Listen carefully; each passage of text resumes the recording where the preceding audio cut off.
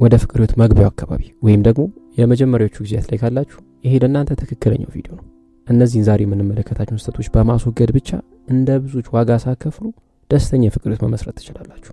የፍቅር ህይወት እንደመጀመርና ፍቅረኛ እንደመያዝ አስደሳች ነገር የለም። ግን ደግሞ ከፈጠንና ሁሉንም ነገር ከቁጥጥራችን ውጪ እንዲሆን ከፈቀድን ምናልባት በቀላሉ ማናገግምበት ጸጸት ውስጥ ልንገባ እንችላለን። ብዙ አፍላ ወጣቶች የፍቅር ህይወት ከጀመሩ በኋላ የፍቅር ህይወት ውስጥ ያሉ ኦፈሮችን ሁሉ ወዲያው በአጭር ጊዜ ውስጥ ኤክስፒሪየንስ ማድረግ ይፈልጋሉ። ይሄ ደግሞ የስተትና የውድቀት መጀመሪያ ነው የሚሆነው። ለምሳሌላችሁ የፍቅር ህይወት መጀመር የስጦታ ማሸጊያ እንደመክፈት ቀላል አይደለም። ሁሉም ነገር የራሱ ጊዜና የራሱ አካሄድ አለው። በማከላችሁ ያለው ነገር እንዳይበላሽና በእንጭጩ እንዳይቀጭ የምትፈልጉ ከሆነ ዛሬ የምንመለከታቸው ነገሮች በሚገባ ልብ ልትሉ ይገባል። የመጀመሪያው በየጊዜው ተገናኙ።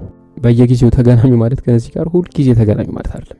የተዋወቃችሁ ሰሞን ምናልባት እያንዳንዷን ደቂቃ አብራችሁ ማሳለፍ ልትፈልጉ ትችላላችሁ። ይሄ አንደርስታንደብል ነው። ግን ደግሞ ፍላጎታችሁ እንዲሁ እንደሆነ መቀጠል አለበት ወይ ብለን ስንጠይቅ መልሱ በፍጹም የሚል ሆኖ እናገኘዋለን። ለምሳሌ በጣም የምትወዱትን የሲሪየስ ሙቪ ፕሪዝን ብሬክ ሊሆን ይችላል፣ ብሬኪንግ ባድ ሊሆን ይችላል፣ ወይም ደግሞ መኒ ሄይስት፣ ጌም ኦፍ ትሮንስ ሊሆን ይችላል፣ ወይም ደግሞ ሀገር ውስጥ የሚሰሩ ተከታታይ ድራማዎች ይሆናሉ።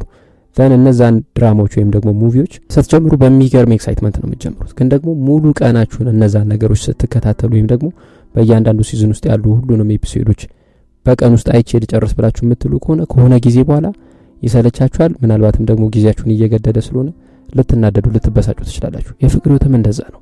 በተቻላችሁ መጠን ሁሉንም ነገር በአንድ ጊዜ ማድረግ ወይም ደግሞ ለማድረግ መነሳሳት የለባችሁ። በተቻላችሁ መጠን በሳምንት አንድ ጊዜ በአካል ተገናኝታችሁ በቂ የሚባል ጊዜ ማሳለፍ ከቻላችሁ ያ ከበቂ በላይ ነው። ግን ደግሞ በፍቅርና በስሜታዊነት ታፍናችሁ 24/7 አብረን ካሉንን ካላችሁ መጨረሻችሁ ያማረ ላይሆን የሚችልበት እድል በጣም ሰፊ ነው። ሁለተኛው የሙጥኝ አትበሉ። አዲስ የፍቅር ህይወት ውስጥ ላላችሁ ሰዎች ይሄ በጣም ወሳኝ ምክር ነው። ስለተጠባበሳችሁ ብቻ ሙሉ በሙሉ አንዳችሁ ይሄላችሁ ናችሁ ማለት አይደለም። ይሄ ምናልባት ለአዲሶች አዲስ ፍቅረኛ ለሆኑ ሰዎች አስደንጋጭም መራርም ሊሆን ይችላል። ግን ደግሞ እውነታው ነው። ገና ከጅምሩ ጤነኛ የፍቅር ህይወት እንዲኖራችሁ የምትፈልጉ ከሆነ አንዳችሁ ሌላችሁ ስፔስ መስጠት ይኖርባችኋል። ይሄንን ልትለማመዱ ይገባል። ካሁን ልጥፍ ወይም ደግሞ የሙጥኝ ማለት በጭራሽ አያስፈልግም። በተለይ ደግሞ at the early stage of relationship ማለት ነው። ገና እንደጀመራችሁ እንደዚህ ነገር በጭራሽ አያስፈልግም። ይሄ ብቻ አይደለም፣ ስለ ፍቅር አጋራችሁ ኤቭሪ ሲንግል ዲቴል ማወቅ አይጠበቅባችሁ ወይም ደግሞ ማወቅ አያስፈልጋችሁ በዚህ ጊዜ ውስጥ። ስለዚህ በተቻላችሁ መጠን ስፔስ ልትሰጡ አለመጣበቅ ምናምን ያስፈልጋል በዚህ ጊዜ ማለት ነው። ይሄንን የማታደርጉ ከሆነ ግን ነገሮች በጣም በቅርብ ጊዜ ውስጥ እንደሚበላሻሹ አትጠራጠሩ። ለፍቅር ያጫችሁ ሰው ቀኑን ሙሉ ወደ አእምሯችሁ እየተመላለሰ ከሐሳባችሁ ላይ ጠፋ ይችላል። it's normal። ይሄ በጣም ተፈጥሯዊ ነው። በዚህ ምክንያት ብቻ ግን በተገናኛችሁ ቁጥር ፍቅራችሁን መግለጫ እንዲሆን ብላችሁ ስጦታ መስጠት አይጠበቅባችሁ። ይሄ ልታውቁ ይገባል። እንደውም እንደነዚህ ነገሮችን ግንኙነታችሁ እስኪያድግ ከፍ እስኪልና በሁለት እግሩ እስኪቆም ልታቆዩት ይገባል። ስጦታ የግድ መስጠት አለብኝ ብላችሁ የምትሉ ከሆነ ደግሞ በጣም ትንንሽና በጣም ውድ ያሉ ነገሮችን ልትሰጣጡ የሚገባው በዚህ ጊዜ ውስጥ ማለት ነው። ይሄ ሶስተኛው ነገር ነው።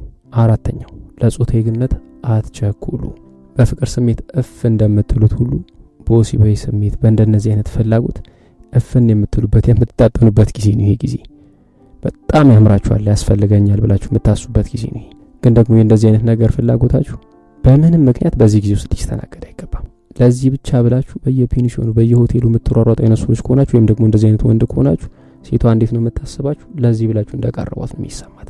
ሴቶችን ብትሆኑ ደግሞ እዚህ ጋር ልትጠነቀቁ የሚገባው ከምን አንፃር መሰላችሁ? ከዚህ በኋላ ፍቅራችሁ በተለያዩ ምክንያቶች ቢቀዘቅዙ ወይም ደግሞ ቢቋረጥ ምናልባት የሚደርስባችሁ ስነ ልቦና የሰበራትና ውድቀት ቀላል አይደለም። ይሄ ብቻ አይደለም፣ ለበሽታ ልትዳረጉ ትችላላችሁ ወይም ደግሞ ላልተፈለገ እርግዝና ልትዳረጉ ትችላላችሁ።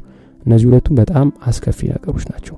በተቻላችሁ መጠን በዚህ በኤርሊ ስቴጅ ኦፍ ሪሌሽንሺፕ ላይ ለእንደነዚህ አይነት ነገር በተለይ ደግሞ ለዚህ ለጾታዊ ለአካላዊ ግንኙነት በጭራሽ መፍጠን መጣደፍ የለባችሁ።